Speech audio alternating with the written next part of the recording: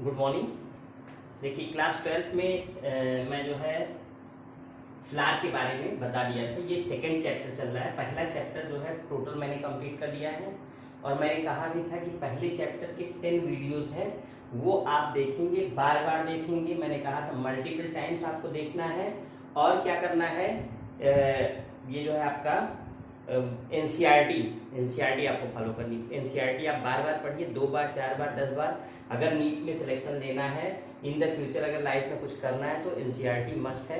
किसी भी competitive exam में आप देख लीजिए, चाहे नीट ले लीजिए, चाहे सिविल में आईएएस पीसीएस देख लीजिए, हर जगह जो है एनसीईआरटी मस्ट है।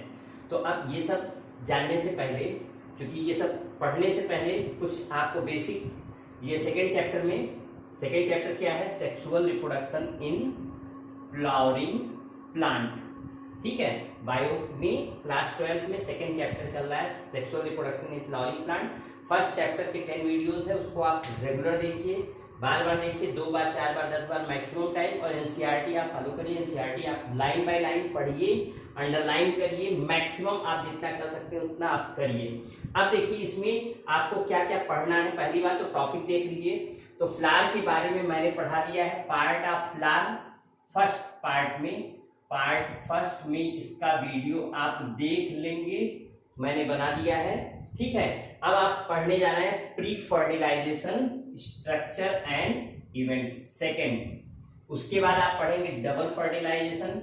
उसके बाद आप पढ़ेंगे पोस्ट फर्टिलाइजेशन।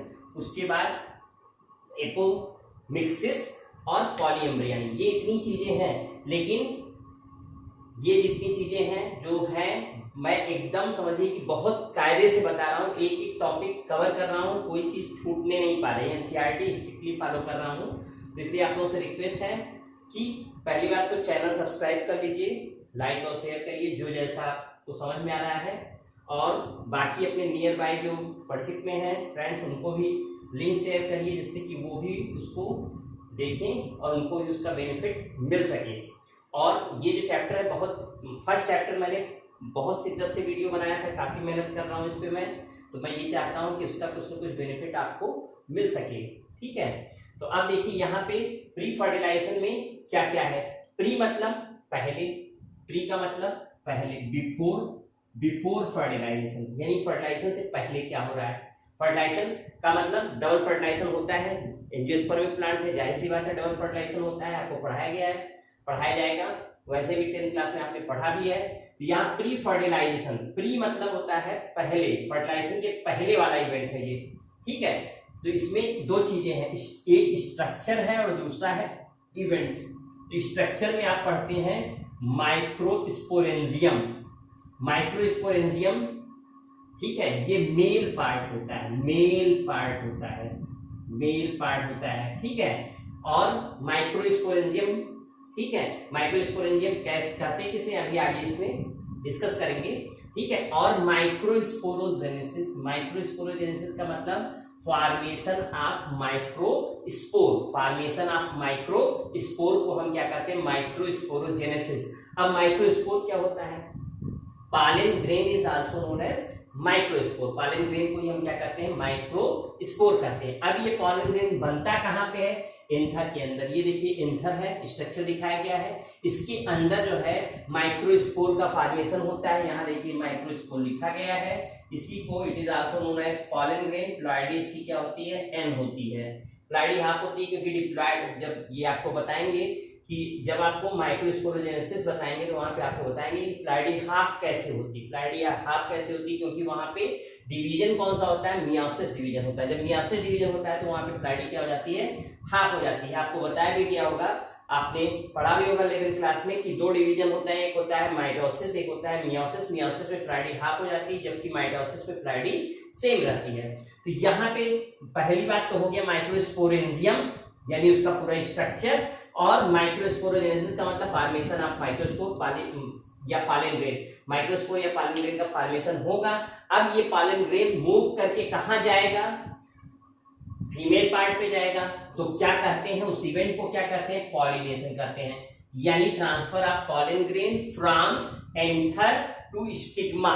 इससे पहले मैंने स्ट्रक्चर बता दिया है। आप उसके लिए अगर स्ट्रक्चर आपने नहीं पढ़ा है तो उसको आप जरूर ये वीडियो देखेंगे। इससे पहले वाला पार्ट 1 वाला वीडियो फ्लावर के स्ट्रक्चर में मैंने पूरा बताया था कि क्या होता है, कैसे पॉलन ग्रेन मूव करके दूसरी जगह जाता है। अलग अलग एजेंट हो सकते हैं, हो सकता है कि एयर उसको ट्रांसपोर्ट करने का काम करे, या हो सकता है इंसेक्ट ट्रांसपोर्ट करे। डिफरेंट एजेंट आपको अगले लेक्चर में आपको बताया जाएगा, पॉलिनेशन वाले लेक्चर में बताया जाएगा। तो यहाँ पे दूसरा होता है मेगास्पोरोजेनेसिस, मेगास्पोरेंजियम और मेगास्पोरोजेनेसिस। मेगास्पोरेंजियम का मतलब मेगास्पोरेंजियम का जहां मेगास्पोर का फॉर्मेशन हो रहा है उस स्ट्रक्चर को मेगास्पोरेंजियम कहते हैं। जैसे यहाँ पॉलन ग्रेन का जहां फॉर्मेशन हो रहा है उसे क्या कहते हैं, माइक्रोस्पोरेंजियम कहते हैं। क्या कहते हैं, माइक्रोस्पोरेंजियम कहते हैं। यहाँ पे मेगास्पोर का फॉर्मेशन जहां हो रहा है उस स्ट्रक्चर को हम कहते हैं मेगास्पोरेंजियम, और इस प्रोसेस को क्या कहते हैं, मेगास्पोरोजेनेसिस कहते हैं।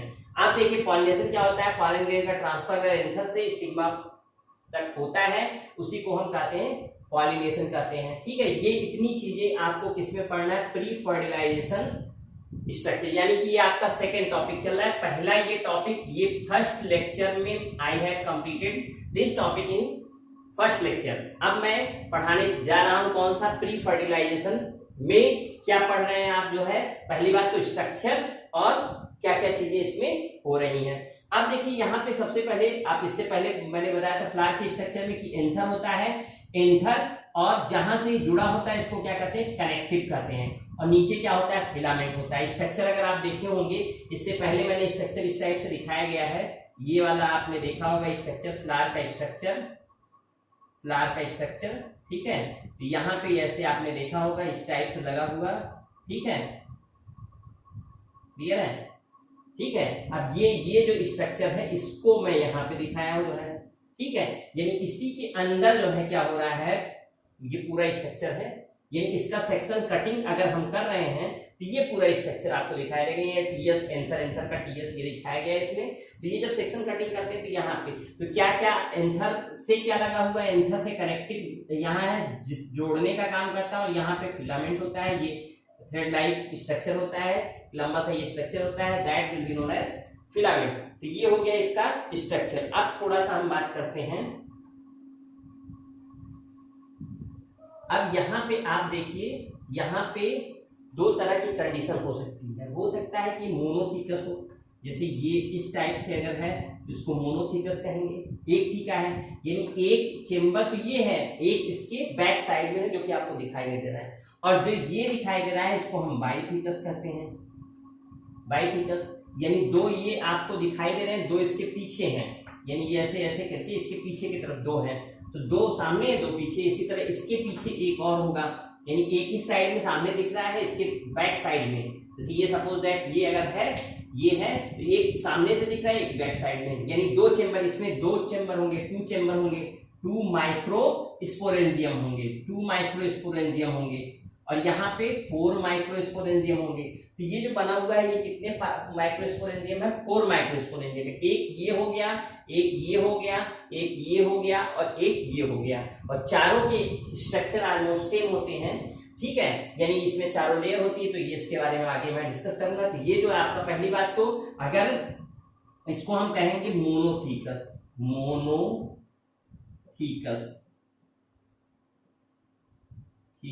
ठीक है, इसको हम कहेंगे बाईथीकस,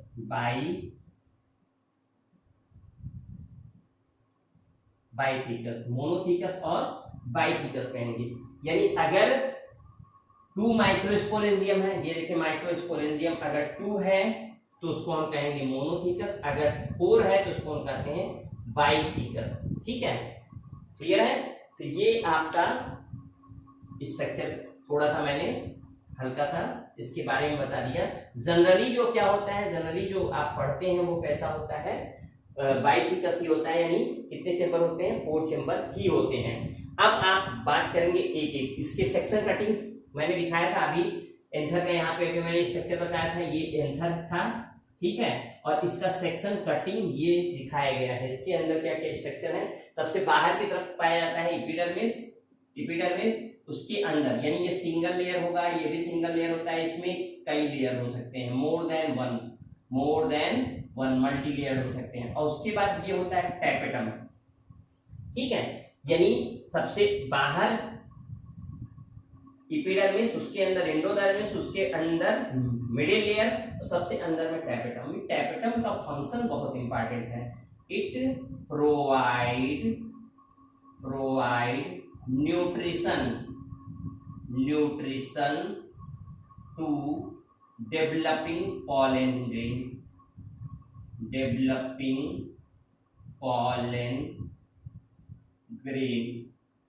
ग्रेन जो डेवलप कर रहा है उसको न्यूट्रिशन प्रोवाइड करने का काम करता है कौन? टैपेटम। और ये जो है मल्टी न्यूक्लिएटेड होता है। कैसा होता है? मल्टी न्यूक्लिएटेड होता है। मल्टी न्यूक्लिएटेड कंडीशन समझ लीजिए, more than one nucleus, more than one nucleus एक से ज्यादा होते हैं तो उस कंडीशन को हम क्या कहते हैं? मल्टी न्यूक्लिएटेड कंडीशन कहते हैं। It's all about the section cutting of TS of anther, यानी ट्रांसफर सेक्शन है किसका? एंथर का। सेक्शन कटिंग दिखाया गया है एंथर का, यानी और कौन सा टर्म इस टाइप से जैसे ये दिखा रहा है, ये आपका क्या है? टीएस है, ये टीएस है, इस टाइप से काटा गया, ये है, इसको ऐसे काट दिया गया, ये ट्रांसफर सेक्शन। ठीक है, अगर इस टाइप से काटते तो एलएस होता है लॉन्गिट्यूडिनल।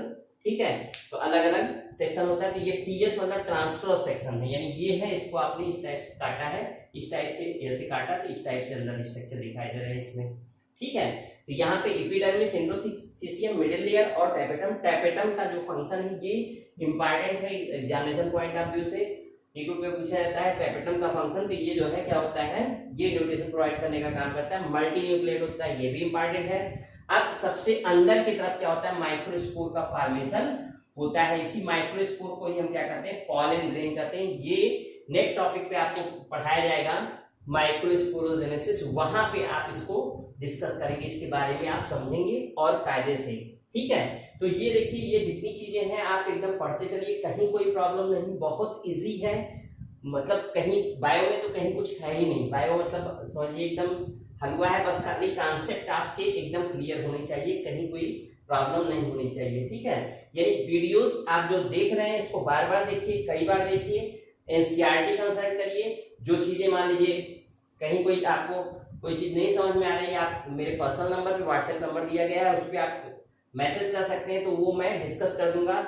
या स्पेशल कोई वीडियो आप चाह रहे हैं पर्टिकुलर किसी एक टॉपिक के लिए बायो से रिलेटेड, तो आप वो मैसेज कर सकते हैं मेरे पर्सनल नंबर पे, नहीं तो आप जो है यूट्यूब पे ही आप जो है कमेंट कर सकते हैं, उससे आपको मिल जाएगा। वैसे पर्सनल नंबर पे कर दीजिए, ज़्यादा सही है, उससे मुझे और जानकारी मिल जाएगी क्या क्या और चीज़ें, या आपको कोई कॉम्प्लिकेशन आ रही है, समझने में कहीं कोई प्रॉब्लम आ रही है तो आप बता सकते हैं, जिससे कि ये जो है वीडियो और इसमें इम्प्रूवमेंट हो। क्योंकि कोई यहाँ पे, हाँ ठीक है, तो यहाँ देख लीजिए, ये पूरा स्ट्रक्चर था, मैंने क्या बताया, अभी मैंने टॉपिक क्या कवर किया है? माइक्रोस्पोरेंजियम, उसका पूरा स्ट्रक्चर ये मैंने डिस्कस कर दिया है। ठीक है, तो इसको पढ़िए, एनसीईआरटी आप फॉलो करिए, बार बार पढ़िए एनसीईआरटी, कहीं कोई प्रॉब्लम नहीं है। ठीक है, और अगर चैनल सब्सक्राइब नहीं किए हैं तो सब्सक्राइब करिए। नियर बाई आपके जितने भी फ्रेंड्स हैं उनको आप ये शेयर कर सकते हैं। ठीक है, तो हो सकता है उनको कुछ न कुछ काम की चीजें, अगर आपको वीडियो पसंद आ रहा है तो लाइक करिए। ठीक है, तो नेक्स्ट टर्न पे आपको इसके बाद मिलेंगे अगले टॉपिक के साथ, और वो टॉपिक क्या होगा? माइक्रोस्पोरोजेनेसिस। चलिए यही बंद करते हैं, थैंक यू।